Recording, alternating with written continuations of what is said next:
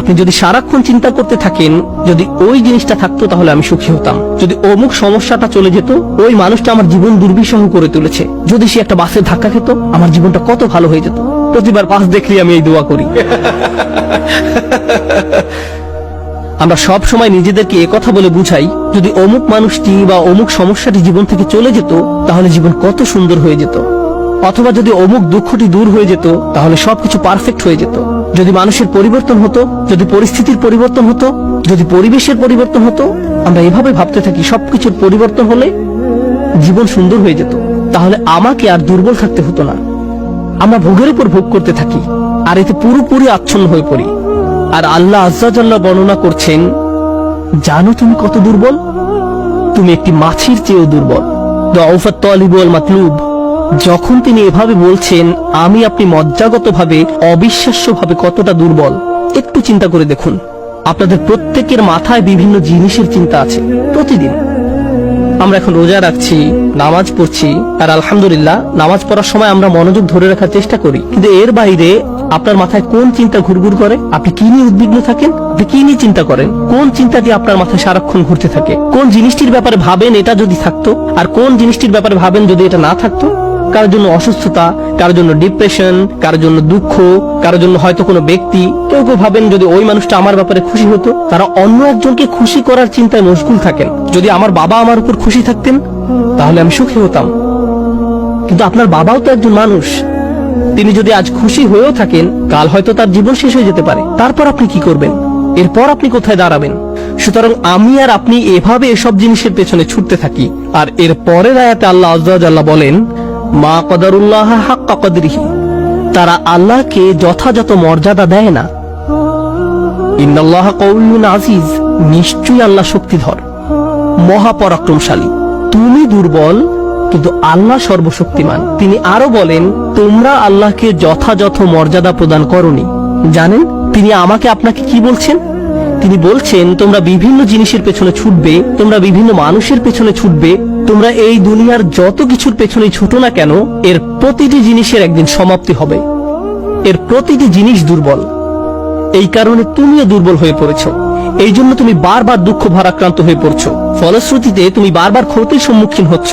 কিন্তু শেষবারের মতো যখন তুমি এই সিদ্ধান্ত গ্রহণ করবে তোমার যত চাওয়া পাওয়া আছে তার মাঝে সবচেয়ে বড় চাওয়া পাওয়া হলো তোমার মালিককে খুশি করা, যখন তুমি সবকিছুর উপরে আল্লাহর সন্তুষ্টিকে প্রাধান্য দাও, যখন তুমি সত্যিকার অর্থে তোমার অন্তর থেকে এটা করতে পারবে, একমাত্র তখনই, যেহেতু তিনি শক্তিধর।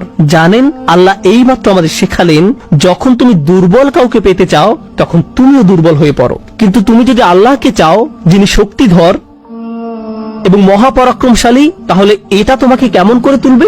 এটা তোমাকেও শক্তিশালী করে তুলবে। আর যখন তুমি শক্তিশালী হয়ে উঠবে জীবনে বিভিন্ন জিনিস আসবে যাবে, কিন্তু তোমার শক্তিমত্তার কোনো কমতি হবে না।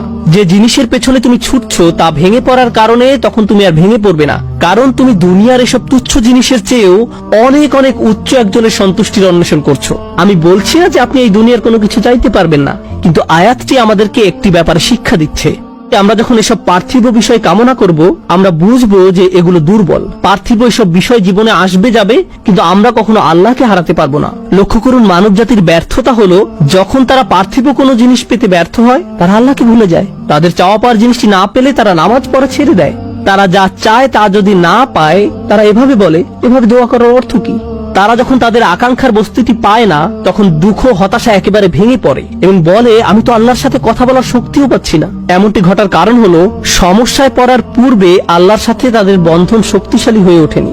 যদি সে বন্ধনটি আগে থেকেই বর্তমান থাকতো, যেমন মূল যদি শক্তভাবে গাঁথা থাকে তাহলে ঝড় এলে এদিক ওদিক দুলতে থাকে, সম্পূর্ণ ভেঙে পড়ে না, মূলের উপর দাঁড়িয়ে থাকতো।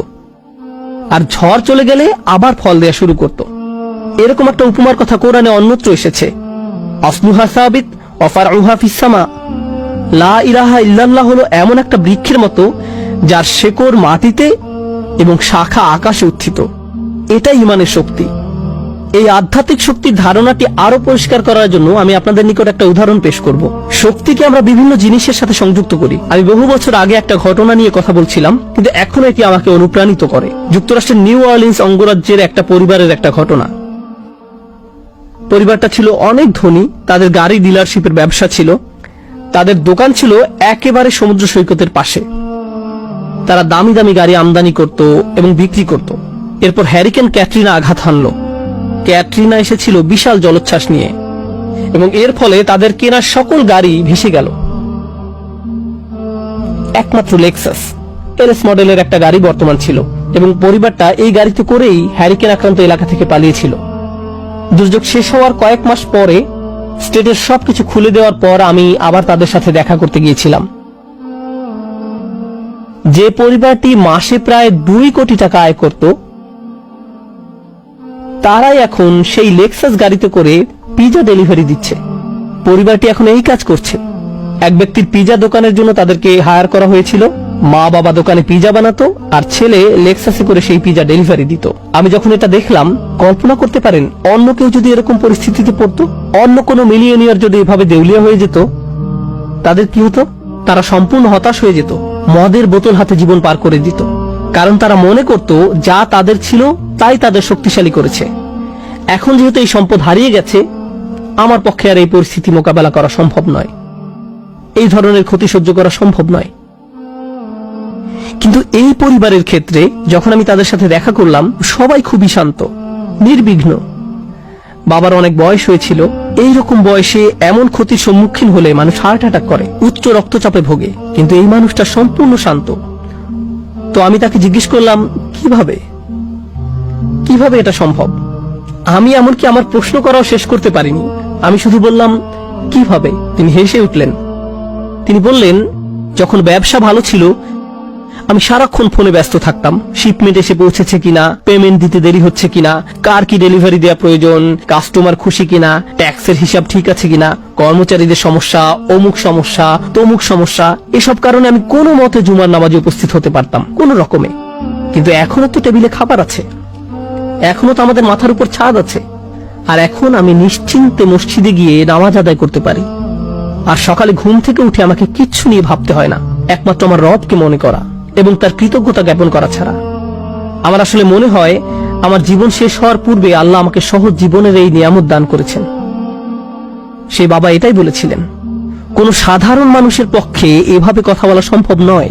আপনি যদি এমন কথা অন্য কোনো ব্যবসায়ীকে বলতেন, সে বলতো এই লোকটার মাথা নষ্ট হয়ে গেছে, তার সকল সেন্স নষ্ট হয়ে গেছে। আর এই জন্যই এখন সে তার মাথায় এই পরিস্থিতির একটা যৌক্তিকতা খুঁজে নিয়েছে। আপনাদেরকে একটা কথা বলছি, একজন মানুষের পক্ষে কেবল তখনই এভাবে কথা বলা সম্ভব যখন সে বুঝতে পারে যেসব জিনিসের পিছনে সে ছুটছে তা দুর্বল। কেবলমাত্র আল্লাহই শক্তিশালী।